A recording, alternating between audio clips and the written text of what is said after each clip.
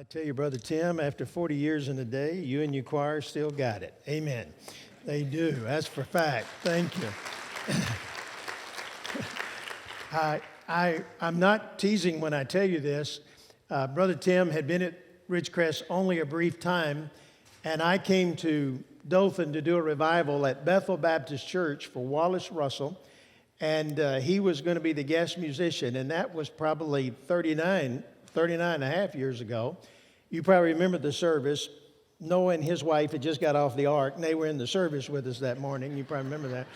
It's been so long ago, and I was sitting there thinking about what a wonderful service in that time and getting to know Brother Tim, and been friends since then, and I've always been blessed by his music. And I really got to thinking, for one person to be at one church for 40 years says two things. First of all, it says something about him, and it says something about the church. And you just need to know that whenever you get a good musician and a good church together, they're going to hang around together for 40 years. And you've done that. I mean, Ray's been here 21, but you realize he used to say Tim's been here twice as long as I have, but he can't quite say that anymore because, but to have staff members with that kind of longevity just speaks volumes. So thank you, Brother Tim. It's such a blessing. And I remember those days really coming to Dothan because I got to confess something to you. And those days, anytime I was preaching on Sunday in Dothan, I came in early to get to the hotel so I could watch wrestling with Charlie Platt. I just wanted to do that. Now, see, that tells me a lot about the crowd that you knew who I was talking about, right? It's exactly right. Matter of fact, I never went, but I remember seeing some of you on television, I believe. I don't quite remember, but those were the days for sure. But thank you, Brother Ray, and thank you, Brother Tim. What a joy it is to be back at Ridgecrest. I was sitting there thinking a moment ago, when Brother Tim came 40 years ago, there was no way you knew that he was going to stay 40 years. There's just no way you could have known that. And sometimes not knowing something is good, but has it ever occurred to you, sometimes when you don't know something, it can be bad? I heard the other day about a little boy who was in 6th grade, and he got a little girlfriend, and boy, they were so madly in love. They thought they was going to get married. They just knew this was real love. But, they're just in the 6th grade, But the girl's mother got a little concerned because she knew that her daughter really did like this little boy, and he was having an influence. So they thought, well, maybe we need to meet him. So in that little town, they said to their daughter, why don't you invite your little boyfriend to come eat supper with us Friday night? And she thought, well, that'd be a good idea. So she told the little boy, and he's like, well, yeah, I'll come. That'd be like a real date. And so that particular day came that he was going to go over there to eat. But as he was going down to go over there, he went by this drugstore. And he walked in and he said, I need to get a 5-pound box of chocolate, a 3-pound box of chocolate, and a 1-pound box of chocolate. And the druggist was there and wasn't very busy and said, well, all right, son, I'll be glad to get that for you. Said, do you mind telling me why you need a 5-pound, 3-pound, and 1-pound box of chocolate? He said, well, I'm going to my girlfriend's house to eat supper, and it's going to be like our first real date. I'm going to get there early, and I'm going to hide all this chocolate outside because I know when we finish eating that we'll have some time together, and if she's just nice to me when I leave, I'm going to give her the 1-pound box of chocolate. But if she lets me hold her hand, I'm going to give her the 3-pound box of chocolate. And sir, if she lets me kiss her real good, I'm going to give her the 5-pound box of chocolate. And the druggist said, well, that's very interesting. Sold him the chocolate. The little boy got to the house, hid it outside, went up, knocked on the door. As he did, the girl's mother opened the door and said, come in. It's the perfect time. We're getting ready to sit down to eat. So the little boy walked in. There was the girl's father, the girl's mother, the little girl, the little boy. They all sat down to eat. And the girl's father said, let's return things for the food. And the little boy said, excuse me, sir, if you don't mind, can I say the blessing? And he said, sure, go right ahead. And so he began to pray, and he prayed, and he prayed, and he prayed, and he prayed, and he prayed, and he prayed, and he prayed. And after one of the world's longest prayers, he said, amen. And when he did, the little girl looked at him and said, my, I did not know you were that religious. And the little boy said, and I did not know your daddy was the druggist in this town either. So sometimes what you don't know can hurt you. But thank you for letting me come and be here tonight. I want you to take your Bible and open it tonight to the Old Testament book of 2 Kings chapter 6. 2 Kings chapter 6, and I'm going to begin reading in verse 1. And the sons of the prophets said unto Elisha, Behold now, the place where we dwell with thee is too strait for us. Let us go, we pray thee, unto Jordan, and take thence every man a beam, and let us make a place there where we may dwell. And he answered, Go ye. And one said, Be content, I pray thee, and go with thy servants. And he answered, I will go. So he went with them. And when they came to Jordan, they cut down wood.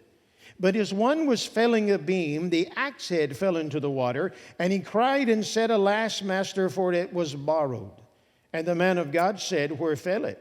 And he showed him the place, and he cut down a stick and cast it in thither, and the iron did swim.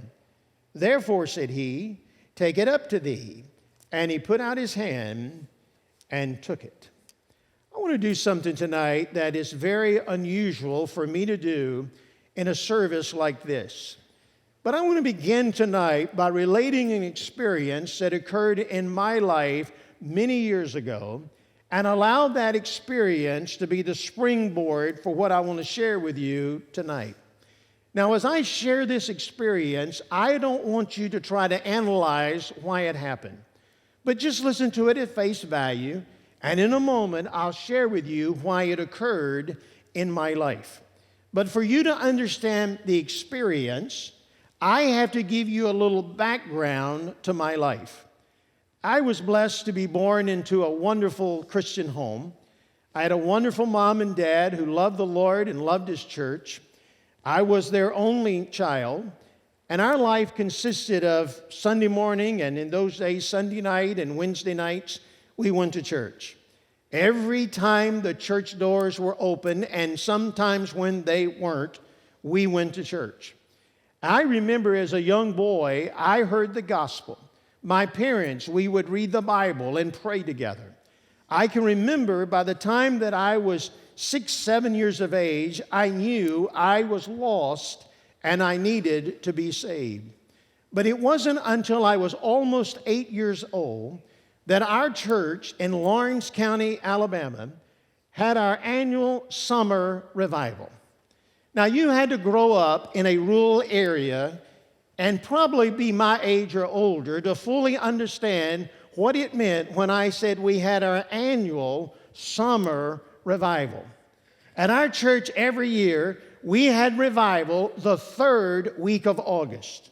My home church was organized in 1819. In 1819, they had revival third week in August. I will start next Sunday morning preaching a revival at that same church, and you know what next week is? It's the third week in August. The church where I was reared has a contract with the Holy Spirit for the third week in August. I asked one time, why do we always do it the third week in August? And they told me, well, it was because historically that the Methodist Church had their revival the first week, the Church of Christ had theirs the second week, and we Baptists had to clean up what they messed up the third week. Now, that's what I was told as a child. But in those days, we had revival starting on Sunday morning, and it would go all the way through the following Sunday night. And we had 2 services every day, one in the morning, one at night.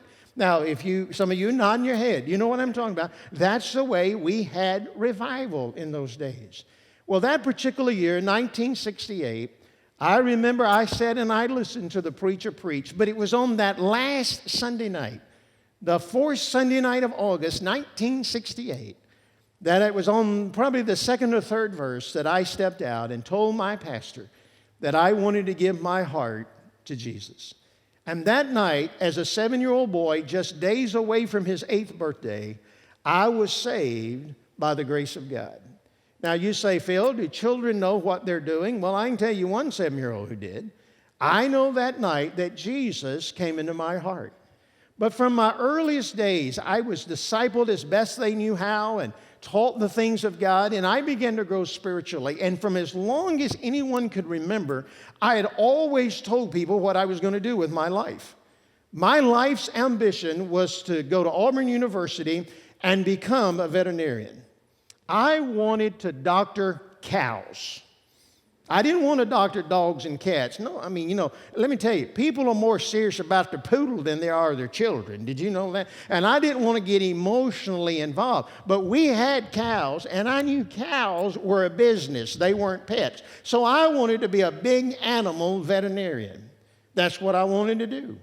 But do you know, when I was 14 years of age, something unusual began to happen in my heart. I began to sense God was calling me to preach. I was kind of flattered. I wouldn't say I fought it, but I would say, well, Lord, I'm going to Auburn to be a veterinarian, and nobody told me you could be a missionary and be a veterinarian. I might have gone that route, but I said, but Lord, if this is what you want me to do with my life, I'll do it. So I remember I had really settled that with the Lord and hadn't told many people. I remember it was the third Sunday night, Father's Day night, June 1975. My mother wasn't in the service. She was with a relative who was ill, but that was the night I knew I was to tell the world that God had called me to preach. And I went forward and I told my pastor, God has called me to the ministry. God's called me to preach. You know, to my surprise, nobody in that congregation doubted my call to preach. Now, one fellow did ask me. He said, I just got to know, are you sure God wasn't calling somebody else and you overheard the call? I said, no, I know God's called me to preach. And I told the congregation, I believe God was calling me to be an evangelist. Now, nobody doubted my call to preach, but everybody doubted my call to be an evangelist. But I knew that's what God called me to do. You know, I went home that night. I had been home only a little while, and our home phone rang. We didn't have cell phones back then. And the phone rang, and on the line was a man named Jimmy Newman. And we knew him from a little country store near our house. And he was the pastor of the Shady Valley Baptist Church. You know that's a mega church, don't you? Just with the name, Shady Valley Baptist Church. And he said, Brother Phil, I just heard that you surrendered to preach tonight. Yes, sir, Brother Jimmy, I did. Well, praise the Lord, he said. He said, understand you want to be an evangelist. Yes, sir, I do. Well, praise the Lord, he said. He said, we've been thinking about having a revival at our church. And I just felt impressed tonight to call you and ask you to preach your first revival at our church. I said, well, I'll be glad to do that when you want me, third week in August. And he said, no. He said, we only run about 12 or 15 on a good Sunday. I've called everybody. They can be here next week, so let's start Sunday morning. You know, the first time I ever officially stood to preach was the first service of the first revival I'd ever preached. My pastor called me on Wednesday, and he said, Phil, I'm so excited. This past Sunday night, you surrendered to preach. This coming Sunday night, I want you to preach your first sermon in your home church. And I had to say, sorry, Pastor, I can't. I'm in revival. And he didn't believe that until my dad confirmed it. But I got to thinking, I've never preached before, and I'm doing a Sunday morning through Wednesday night. We kind of consider that kind of a bad thing. But we were going to have these services, and I needed some sermons. But I was fortunate because Billy Graham was on TV that week. And I took meticulous notes of Billy Graham. I didn't have sense enough to know them other people had TVs too, but I made meticulous notes about Billy Graham. And I didn't know how to preach. I just knew I was called. I stood up. We'd have 10 people, 12 people. They had 4 pews on this side, 4 pews on that side. And I can remember, I gestured like Billy Graham. And I would do like this, like Billy Graham. And I did everything. In fact, in the invitation, I told the people, if you come on a bus, they'll wait for you. We didn't have but 10 people. But I'm a 14-year-old kid. But can I tell you, God blessed that week? Do you know that I got a call at the end of that one? Another church down the road said, Brother Phil, would you come preach? And another. By the time January 1 come, I had preached my first 7 revivals. The next year, When I'm 15, 16 years of age, I preach 15 revivals. The next year, I preach 32 revivals. Now, you're saying, boy, that's impressive. Don't get impressed yet, because can I tell you that I preached nearly in over 100 churches before I ever preached in a church that had 100 people. True.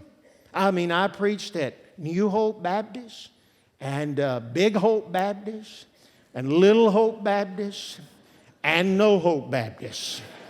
Preached in all of them.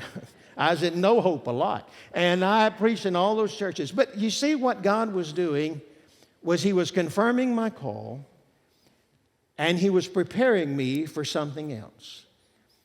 And I can remember those days. I really was preaching too much. I was trying to go to high school and then go to college. And I remember one night I was preaching a revival in this little church in the town where I live. And the church was so small, they didn't even have a regular church pianist. But they wanted the revival to make a good impression, so they invited a friend of mine to play the piano for the week. And on Tuesday night, we closed the service, and he and I got in the car.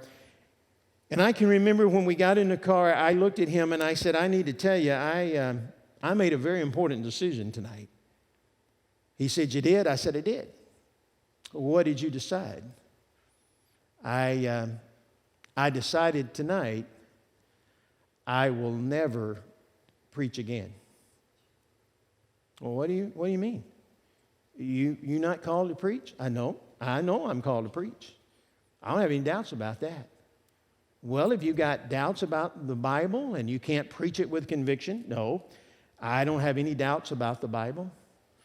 Well, is there a sin that's going to be exposed and embarrass you and cause you to leave the ministry? No, nothing like that. Then why are you quitting? I said, I'll tell you why. Because I don't have any joy anymore. I don't have any joy in speaking and preaching.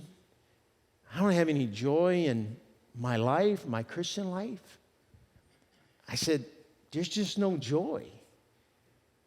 So I think I'm going to quit. And he looked at me and he said, well, will you do me a personal favor? I said, what is it? He said, because I know you're going to get up in the morning and you're going to cancel all your speaking engagements, but before you call anybody, will you promise me you'll pray about it? And more out of a commitment to him than wanting to pray, I said I will. Now let me stop right here for a moment. Because some of you are already saying, why are you sharing this with us? I'll tell you why. Because there's in this room tonight people, COVID has sucked all the joy out of your life. Because there's people sitting here tonight, and because of a conflict in your life with someone, there's no joy in your life. Because something has happened. Something has happened dramatic in your life. And that experience has destroyed your joy. I want to tell you that one thing I've discovered after this year and a half that we're still in the midst of fighting COVID is how many people I have found when they're at home and they have to spend time alone, suddenly they discovered their life really didn't have much joy, and they were filling their calendar to suppress the absence of joy in their life. So listen, we don't have to have a hand raising. I can tell you there are people in this room tonight. There was a time when joy was in your life. There was a time when you enjoyed coming to church, being with the people of God and all those things. But tonight, the joy is gone. So maybe you've even decided you're going to quit something. I'm not going to teach my class next year. I'm not going to sing the choir. You're not mad at anybody. You're just going to quit. Or maybe you won't quit because you know this is a Baptist church and they won't let you quit. They're going to hound you and make you feel guilty till you do it. So you'll do it, but you still lost the joy in doing it. Well, that's where I was. And I went home that night to pray. And I remember telling the Lord, don't have anybody call me. I'm not going to go. And the Lord seemed to say, well, what's wrong with you? And I remember I said, well, Lord, there's just no joy. And I remember this passage of Scripture that I read a moment ago. And it was like the Lord said, Phil, you're like that young son of the prophet. You see, he went out that morning and he was chopping wood with all of the others. And even though it was hard work, there seems to be a joy in doing it. but his axe head fell off and it fell into the water, and now he's got a choice. He can keep swinging a stick against wood and no chips would fly, no trees would fall, or else he's got to admit something's wrong. And I said, Lord, I see that. That's pretty obvious. Well, Phil, what happened to that young man happened to you. You see, he lost his axe head. And when you lose your axe head, you lose your cutting edge and you lose the joy in life. And I said, okay, Lord, I understand that. Well, what was the axe head in my life? Because, see, I kept trying to isolate an experience to say, because that happened, I don't have any joy. But I really couldn't do that because it seemed every time I tried, it just didn't explain everything. And so the Lord said, I'll tell you what the axe head was in your life. Phil, you lost your joy the day you lost your love for praying. I said, Lord, you're wrong. I love to pray. I love to get with Christians and pray. But my mind went to a time when I was a young preacher, when I would get up early in the morning and spend time late at night alone with God in prayer. But now in the business of life and in ministry and even in preaching, I wasn't spending time with God in prayer.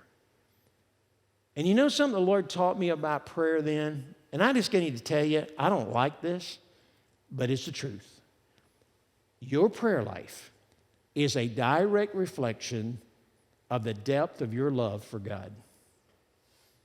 You see, when you love someone, you want to talk to them. If I told you tonight that I love you, but I refuse to speak to you, you immediately question my love. If I told my wife tonight, Debbie, I love you more than when we got married in 1984, but I need to tell you, I love you with all my heart, but I'm never going to talk to you again, you would immediately question my love. She would. When you love somebody, you want to talk to them. Ray was talking how we've known each other for 39 years. When we first got to know each other, we hadn't been married too long. We didn't have kids. You know what we got now? We got grandkids. And we were talking tonight about grandkids. You don't talk about your kids anymore. You talk about your grandkids. You realize that grandkids are God's reward for not killing your kids. That's what grandkids are. And we were talking about our grandkids. And one of the things that I was telling him is our 4-year-old grandson has learned how to get up in the middle of the night, get his mother's phone, and FaceTime his grandparents at 3 in the morning. You're just laying in bed, the phone goes off. FaceTime from Bryce. He's in North Carolina. He's an hour ahead. But you know, your first thought is something's wrong. So you say, hello? And he says, hey, Pops, what you doing? I don't slam the phone down. I talk to him at 4 in the morning. You know why? Because I love him. When you love somebody, you want to talk to him. Hey, don't you wonder if sometimes the Lord doesn't want to say, when we're standing up and saying, hey, I love the Lord. I want everybody to know I love Jesus. I love Jesus with all my heart. Don't you wonder if from heaven God doesn't want to say, hey, if you love me, why don't you talk to me? Because the more you love him, the more you want to talk to him. So I said, okay, Lord, I'll make prayer a priority. The Lord said, I'm not through. Phil, you've lost your love for my word. I said, Lord, I read your word. I read it every day. The Lord said, yes, but have you noticed how you're reading it? It's kind of like this now. Well, you know, Lord, Brother Tim needs verse 1. Brother Ray needs verse 2. Brother Chuck needs verse 3, 4, and 5. And Lord, I know a lot of people, and my wife needs this verse. I could see everybody else in the Bible. The Lord said, that's not how you read my word. You don't read my word to get information or find for other people. You say, Lord, I'm going to read your word. Now you speak to me from your word. And you tear down and build up and take apart. I want to be washed with your word. And the Lord said, Phil, you're not spending time just allowing my word to speak to you. And I said, okay, Lord, I'll get back to praying. I'll get back to your word. And then the Lord took time to let me see that one of the reasons I had lost my joy is because I had become so critical of other people. You know, one of the things I noticed it in my life, and I noticed as I travel. You show me somebody who's lost the joy in life, and I'll show you somebody whose favorite phrase, if you say something nice about somebody, is that's true, but. And maybe what they say is the truth. But you know, you can tell the truth and at the same time have the wrong spirit. And that's what I would do. And I realized I wasn't seeing people saved when I was preaching because I wasn't really concerned about that anymore. And that night on my knees, you know what I realized? It wasn't some dramatic experience, though that affects our joy. It was a basic walk with God that stole my joy. You know, when I was a little boy, there was this little song we sang in our church. And there was a little phrase that we sang. We don't sing it much anymore, but it would say, we'd talk about joy and all that, and it'd say, the world didn't give it to me, and the world can't take it away. Well, I want to tell you, if that statement's true, then circumstances and people can't take away my joy. Because you see, our joy is in direct relation to our daily walk with God. Sure, there may be times we're not happy about something, and COVID's not been fun for anybody, but beloved, let me tell you tonight, hear me again what I'm saying to you. Your joy is dependent upon your walk with God. And I realized that I had gotten away from my personal walk. And that night I said, well, Lord, are you going to use me again? The Lord said, yes. Will there be joy in my life again? And the Lord said, yes. I said, will you use me starting tomorrow night when I preach? The Lord said, yes. I got to that little church early and I said to the music director, how many songs are we singing? He said, we're singing 3. I said, why don't we just sing 1? I'm ready to preach. I said to the preacher, you got some announcements? Got a few? I said, why don't you wait to the end of the service? I'm ready to preach that night. I remember there was a joy in my heart and there was a fire in my bone, and I stood to preach that night. Now, I have to tell you, I don't remember what I preached, but in the words of a great old country farmer, I sure did preach that night. I tell you, there was joy in my heart and fire in my bones. One lady said I preached like a Pentecostal with my pants on fire. I mean, there was joy in my life. And people were right with God, and people were saved. And the next day, there was joy in my life. You know what I discovered? It wasn't some bad thing that caused me to lose my joy. It was I had allowed bad things to get me away from my walk with God, and it was the lack of my walk that cost me my joy. You say, well, Phil, that's where I am tonight. Let me tell you how you get your joy back. It's 2 steps. The first one seems easiest, but it's the hardest. You ready? If you want the joy again, step number 1 is you must be willing to admit it is gone. You know what we do? Let's just be honest, just between us girls here tonight. If you tell this, we'll know who told it, okay? But just between us girls. You know how we, as Baptists, you know what we do well? We fake the joy of the Lord real well. I'll prove it to you. Your house, Sunday morning. What is it like? You know what happens.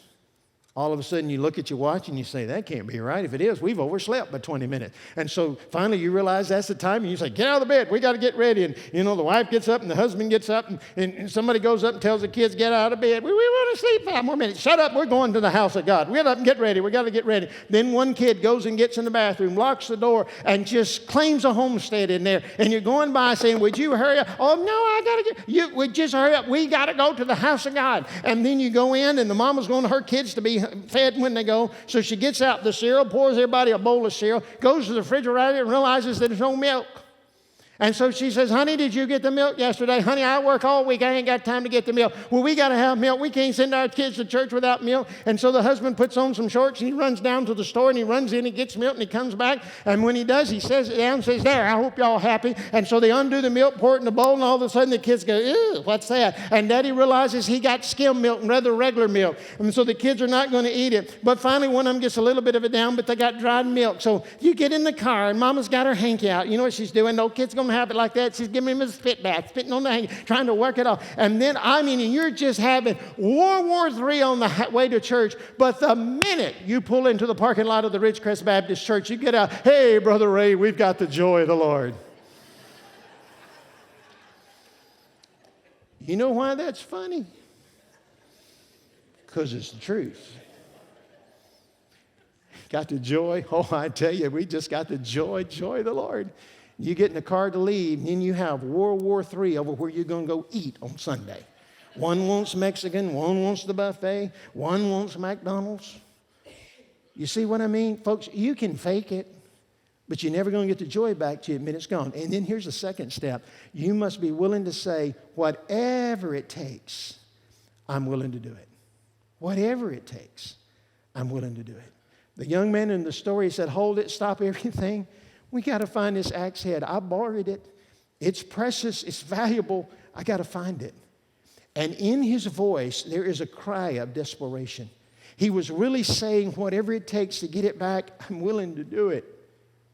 Until you say, God, whatever it takes, you may not get the joy back. But I want to show you something in the Bible tonight. If you're willing to admit the joy's gone, and you're willing to say whatever it takes, here's the good news, and I don't want you to miss this. Not only will God give you the joy back, but in the process, you might get to see a miracle. Did you notice the last 4 words of verse 6? The scripture says, the iron did swim. Now, if I translate that for you, from the Greek, it says, the iron did swim. The axe head floated. Now, Brother Phil, are you going to tell us that if you take a heavy metal axe head, drop it in water, that it floats? Listen, I need to tell you, heavy metal axe heads do not float. You drop them in water, they go to the bottom. They will not float until the hand of God touches it. And when God touches it, it'll float, swim upstream, whatever God wants it to do. You tell me God can't use you no more, you can't have joy in your life again, I'd probably say you're probably right, until the hand of God touches you again. But when the hand of God touches you again, you might get to see a miracle. I'll give you a living illustration of what I'm saying tonight. In 2007, my dad suddenly, unexpectedly went home to be with the Lord. My mom found him in the floor of our house. He had died of a heart attack. But I can well remember my dad he came to see me. And he came to our office every day. Most of the time, he was bringing donuts. And he would always tell people in our office that they were calorie-free. And we would say, why? And he'd say, well, I read it on the internet. And if it's on the internet, it's got to be true. And so he would always come in my office. Every day he came in my office. Wouldn't stay 5 minutes, but he was in my office. So one particular day, he came by my office and he sat down. And when he did, he looked over at me and he said, I've been thinking this morning, I might die tomorrow. I said, well, Daddy, truth is, we might die today. No, I feel too good today. I won't believe I'll die today, but I might die tomorrow. And I said, well, he said, you just never know. I might die tomorrow. And I'll never forget what my dad sat there and I said, well, he said, just any minute, you can just be here today and gone. I said, well, Dad, don't do that because, if you're planning to die tomorrow, let me know. I have all these things I want to say to you. And my dad looked at me and he said, well, the way I feel about it, if you want to say those things, you need to say them today. I may not be here tomorrow. And my dad, who was a cut-up, I looked at him and I shared with my dad how I really felt. Thank you for raising me, being a good dad, all that stuff I got to tell him. Little did I know, 1 week from that day, my dad would die. But one of the things my dad said that day? He said, but son, if I die tomorrow, I just want you to know these last few years have been the happiest of my life. I said, really? He said, yeah. And my mind went back to something that happened in his life earlier. When my dad had lost the joy in his life. He didn't quit going to church, but he lost the joy. And I remember when he got his priorities right and he got the joy back. And I remember my dad came home one night and he said to me, he said, you know what? I signed up for a mission trip. Now, you got to understand, my dad could not get in front of people. He could not sing. He couldn't stand and speak in front of people. He just couldn't do that. He literally failed, classes and when he was in school. In fact, ultimately quit school because he wouldn't get up in front of a class. He had a fear of being in front of people. So he told me, he said, I'm going on a mission trip. I said, well, what are you going to do? He said, well, I'm going with a group of preachers, and we're going to go on this mission trip. And I said, well, where are you going? He said, well, we're going to Africa. And I said, well, Dad, what part? And he told me. I said, you don't want to go over there. He said, yeah, I'm going to go, and I'm going to go with these preachers, and they're going to preach, and I'm just going to pray and do things like that. I said, well, you will regret it. And I remember about a week before he left, I finished preaching, and I had a call from my dad, and I called him, and I said, hey, what's wrong? He said, well, you're not going to believe what I'm going to tell you. But he said, they called me tonight. One of the preachers backed out, and they told me I got to preach a revival while I'm over there. I said, really? He said, yeah. And then he really blessed me. You know what my daddy said? He said, you know any preachers got any good sermons I can use?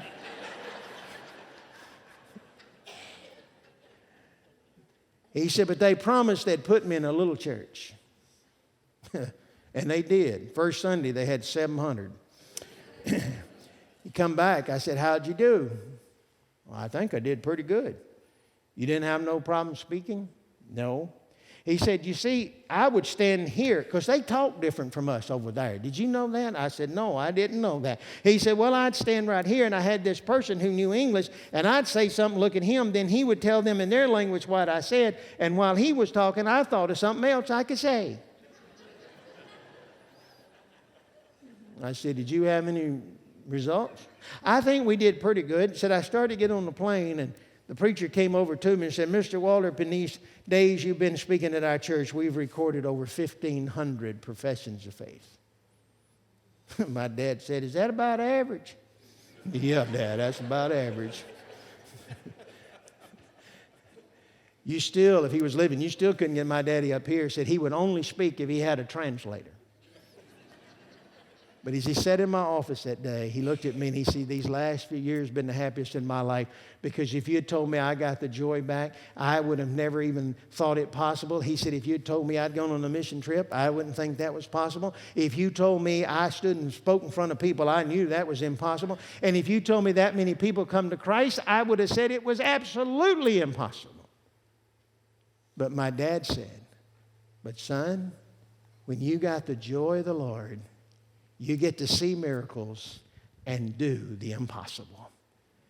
And I never forgot it. I never forgot it. Think about that tonight if you've lost the joy. If you get the joy of the Lord back, you might get to see a miracle and do the impossible. Would you bow your heads with me? Our heads are bowed and our eyes are closed. Just a moment, we're going to stand, and Brother Tim's going to come and lead us in hymn of invitation. Brother Ray Jones, the pastor, is going to be here, and there's other staff if we need assistance. But the one thing I'm going to ask you to be in these next few moments is to be totally honest with yourself and with the Lord. I don't care how long you've taught Sunday school, sang in the choir, taught mission organization. I don't care how long you've been a member of this church. I don't care how many perfect attendance pins you have. I don't care how long you've been on staff. For the moment, that's not important. The question is, do you have the joy of the Lord? Doesn't mean we always look at everything in life and go, oh, gee whiz, I'm glad that happened. No. But joy transcends all of our experiences. But joy comes from our walk with God. And sometimes we let all of those things to keep us from praying and reading the Word of God and encouraging the family of God and being concerned for people who don't know the Lord. So here's what I'm going to ask you to do tonight. Will you not only be honest with yourself and with the Lord, but would you be willing to say tonight, I want the joy back? You remember I said the first step's the hardest? In a moment, I'm going to have a prayer, and we're going to stand and begin to sing. As I said, Brother Ray's going to be here, and I'm going to ask you from all over this auditorium, whether you go to Ridgecrest, you may be visiting. We have several visitors tonight, I know, and it doesn't matter. You can still come. You may want to say a word to Brother Ray. You may just want to kneel here around the front, but you're coming tonight to say, I want the joy back. I want to be back in that walk where I once was. That even when bad things happen, there's joy in my life. Maybe you need to realize tonight your prayer life has been slipping. Maybe you realize you're not having that time in the Word. I don't know what He's going to tell you. May tell you something totally different. But would you be willing tonight to say, I want the joy back? Well, if so, I don't want you to hesitate one moment. But as we'll stand after I pray and begin to sing, I just want you to make your way. You may want to say a word to Brother Ray, maybe not. But just to say tonight, maybe by kneeling, praying, I want the joy in my life again. Father, you have spoken tonight. It's very evident by the faces in this crowd that you have spoken. So, Father, I pray as we stand and begin to sing that without a moment's hesitation, people would make their way and come to say tonight, I want the joy in my life. Thank you, Father, for those who are making their way right now. For it is in Jesus' name we're asking. Amen and amen. We stand, we're singing. Now's your time to come. You come on, won't you?